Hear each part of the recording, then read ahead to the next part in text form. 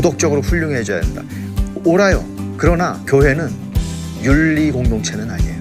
윤리 운동에 목을 매는 곳이 아니에요.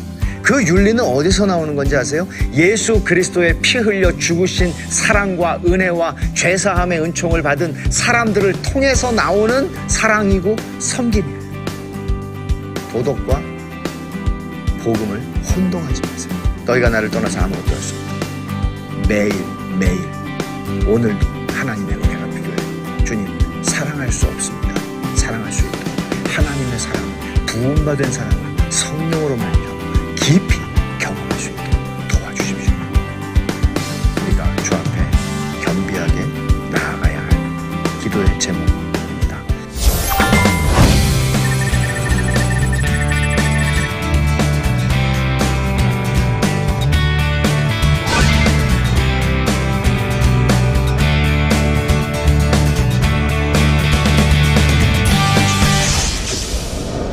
안녕하세요. 베샬롬 교회 김형익 목사입니다. 오늘 요한복음 13번째 강의, 길과 진리와 생명이신 예수 그리스도를 공부하겠습니다. 요한복음 14장이 오늘 본문입니다. 오늘 포인트는 첫 번째, 왜 그리스도가 이 땅을 사는 사람들에게 위로가 될 수 있는가? 굉장히 현실적인 문제예요. 두 번째, 기독교의 배타성을 이해하는 것. 세 번째, 보혜사에 대해서 바르게 이해하기. 성령님 보혜사라고 그랬죠? 보혜사를 제대로 이해해야 돼요. 네 번째, 그리스도께서 주시는 평안이 뭐냐 하는 것입니다. 어떤 상황인가를 이해하는 게 중요해요. 성경을 읽을 때. 지금 예수님께서 제자들하고만 지금 얘기를 하고 계시는데 제자들은 지금 굉장히 불안해요. 왜냐하면 예수님께서 자꾸 떠난다는 얘기를 하시거든요. 그러니까 도대체 어디로 가시는지 모르겠어요. 베드로한테도 지금은 너희가 날 따라올 수 없고 나중에는 올 수 있어. 무슨 얘기인지 도무지 감을 잡지는 못해요. 불안해요. 예수님께서 13장 21절에 심령이 괴로워 증언하여 이르시되 내가 진실로 너희에게 이르노니 너희 중 하나가 나를 팔리라. 유다가 판다는 얘기 하셨죠? 13장 38절에 내가 나를 위해 내 목숨을 버리겠느냐? 내가 진실로 내게 이르노니 다 굴기 전에 내가 3번 나를 부인하리라. 베드로는 받아들일 수도 없고 이해할 수도 없어요. 그런 일이 일어난다는 것은 자기의 성정상 불가능한 일이에요. 근데 주님은 이런 말씀을 하세요. 이거는 요한복음에 있는 말씀은 아니지만 마태복음 26장에서 이 상황에서 주님이 하신 말씀이에요. 베드로만 부인하는 게 아니고 너희가 다 나를 버릴 거래요. 무시무시한 얘기죠.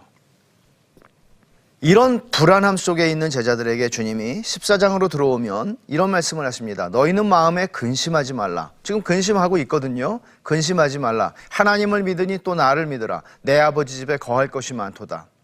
여기서 문제는 뭔가 하면 지금 불안해하는 거, 근심하는 거는 지금 아버지 집에 거할 집이 없을까 봐 걱정하는 게 아니에요. 주님이 없이 어떻게 우리가 3년 동안 주님과 꿈 같은 세월을 보냈는데 주님이 어디를 가시는지 모르겠고 가신다니까 끔찍한 상상도 할 수가 없는 거예요. 근데 주님이 하시는 말씀은 근심하지 말래요. 하나님을 믿으니 또 나를 믿으라. 내 아버지 집에 거할 곳이 많다. 이게 위로가 돼요. 이게 지금 우리 신앙의 굉장히 중요한 딜레마예요. 내가 길이고 진리고 생명이다. 나로 말미암지 않고는 아버지께로 올 자가 없다. 오직 예수, 오직 하나의 길, 오직 하나의 생명이에요. 다른 게 없어요. 예수 그리스도가 아니면 안 돼요.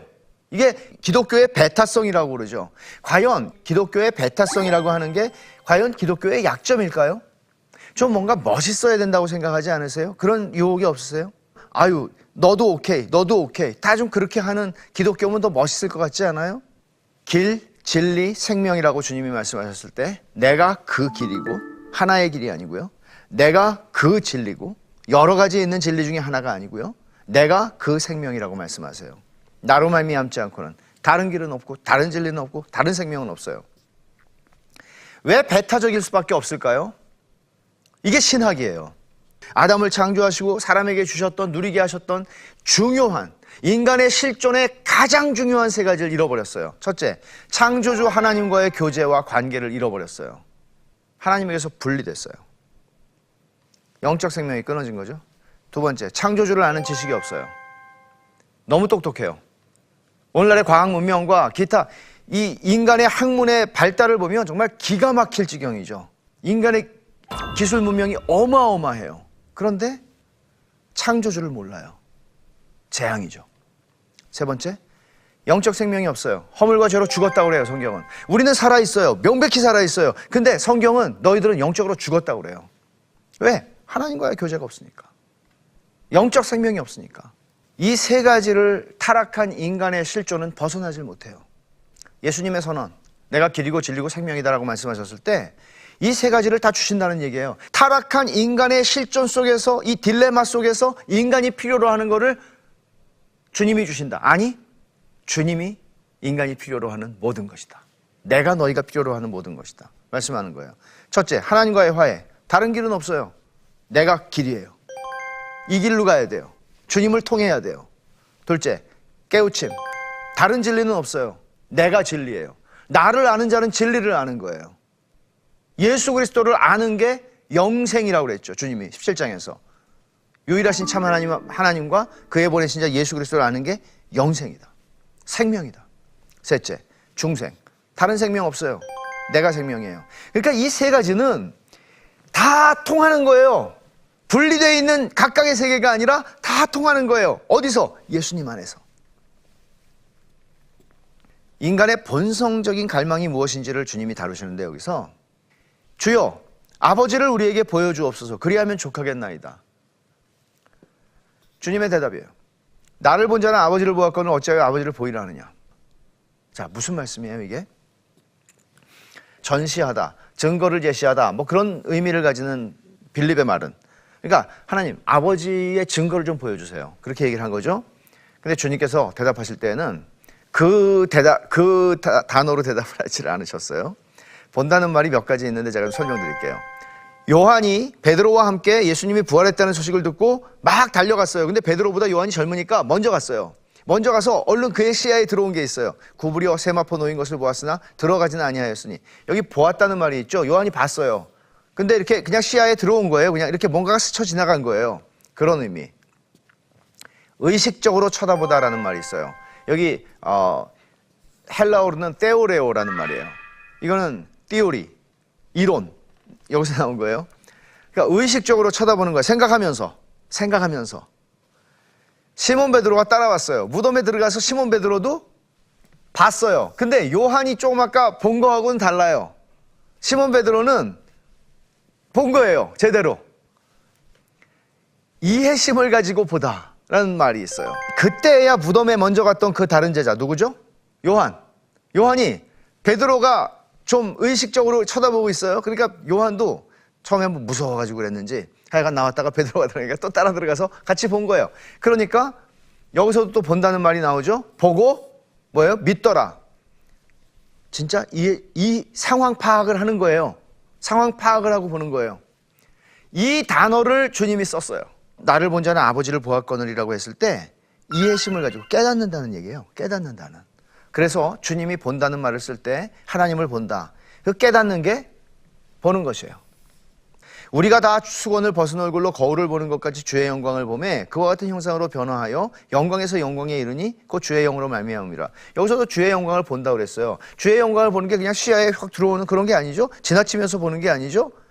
깨닫고 하나님의 영광, 그 선하심과 그 아름다우심을 보는 거예요. 그렇게 해서 사람은 변한다고요. 본다는 말이 의미하는 것은 또 하나 믿는 것이 보는 것이에요. 믿는 거. 성경에서 그렇게 얘기를 하는 거죠. 다시 말하면 우리는 보는 것으로 행하지 않는다. 고린도후서 5장에서 바울 사도가 얘기할 때 그런 얘기예요. 보는 것으로 행해 육안으로 본다는 얘기죠. 근데 주님께서 말씀하시는 믿는다는 것은 영안으로 보는 거예요. 영안이라고 얘기를 하죠. 우리가 보통. 예수께서 이르시되 내 말이 내가 믿으면 하나님의 영광을 보리라 하지 아니하였느냐. 나사로 사건에서 말씀하시는 거죠. 나사로의 부활에서. 네가 믿으면 하나님의 영광을 본다. 우리가 조금 아까 읽은 고린도후서 3장 18절도 주의 영광을 보매. 믿음과 보는 것 같이 가는 것이에요. 이는 우리가 믿음으로 행하고 보는 것으로 행하지 않는다. 이 말도 믿음으로 행한다. 그럼 눈 감고 간다는 말이에요. 영의 눈을 뜨고 간다. 믿는 것이 보는 것이다. 이거는 믿음으로 행한다는 건 눈 감고 간다는 말이 아니라 영의 눈을 뜨고 간다는 얘기죠. 나를 본 자는 아버지를 보았다 주님이 말씀하셨을 때 이 말씀은 요한복음 시작할 때 요한이 소개했던 말이에요. 사실은 본래 하나님을 본 사람이 없을 때 아버지 품속에 있는 독생하신 하나님이 나타내셨느니라. 아버지는 영이시기 때문에 아무도 볼 수 없어요. 근데 육신을 입고 이 땅에 오신 예수 그리스도 성자 하나님을 통해서 우리는 하나님을 배우는 거예요. 그래서 여기서 우리가 몇 가지 얻게 되는 중요한 명제들이 있는데 성부와 성자의 완전한 연합을 보게 돼요. 그러니까 예수님을 우리는 나는 예수님은 안 믿고 하나님 믿어요. 하나님은 안 믿고 예수님 믿어요. 불가능. 성부와 성자는 완전한 연합 가운데 계시는 거예요.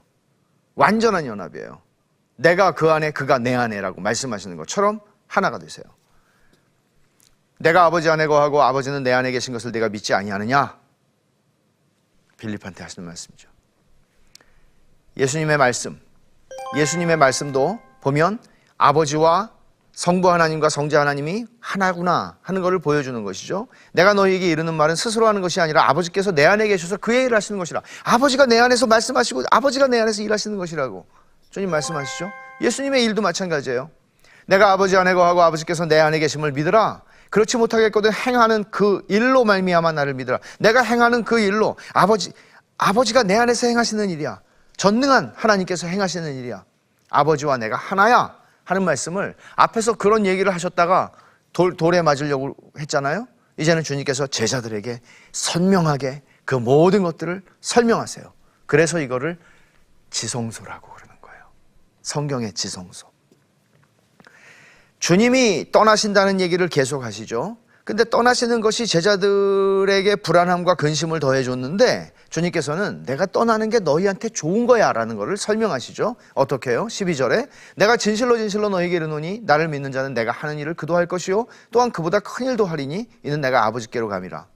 이게 무슨 말씀일까요? 그보다 큰 일을 한다. 예수님은 죽은 자를 살리셨는데 그러면 제자들도 죽은 자를 살린다는 얘기인가? 그럴 수도 있겠죠. 그러나 사실은 이 말씀은 그거보다는 훨씬 더 예수님이 이 땅에 왜 오셨어요? 기적을 행하러 오셨나요? 아니죠. 예수님은 자기 백성을 저희 죄에서 구원하러 오셨어요. 그 선교적이고 구속적인 구속사역을 주님이 다 이루셨죠. 그 위에서 우리는 주님의 복음을 온 세상에 전하게 되고 그리고 이 선교적인 일을 하게 되는데 주님께서 하셨던 것보다 더 많은 구원의 역사가 일어날 것을 말씀하시는 것이죠. 근데 이것과 함께 주님이 떠나가는 게 유익한 것이 있어요. 유익한 이유가 있어요. 그거는 기도를 경험하게 돼요. 기도를 경험하게 돼요. 주님이 옆에 있었을 때는 주님, 밥이 다 떨어졌는데요.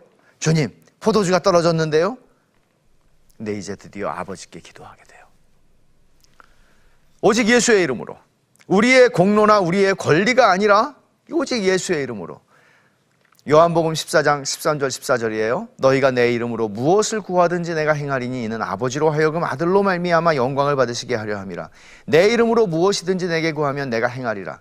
여러분 잘 보세요. 기도라는 게 우리가 그냥 필요한 거를 이거 주세요 저거 주세요 하는 차원이 아니에요.